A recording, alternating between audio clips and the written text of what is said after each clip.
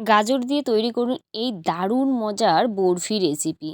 সেদ্ধ গাজর গ্রেট করে এইভাবে কিন্তু নিতে লাগবে।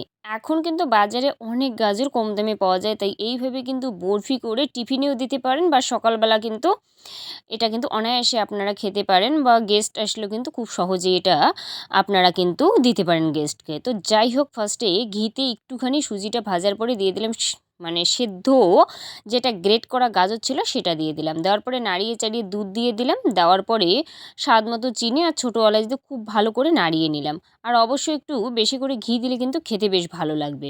এরপর যখন একটা ডোয়ের মতো হবে তখন থালার মধ্যে নামিয়ে এইভাবে একটু খুন্তির সাহায্যে চারদিকটা একটু সমান করে নেব। তবে থালাটা যে নামানো হবে সেই থালাটা অবশ্যই একটু ঘি মাখিয়ে রাখতে হবে।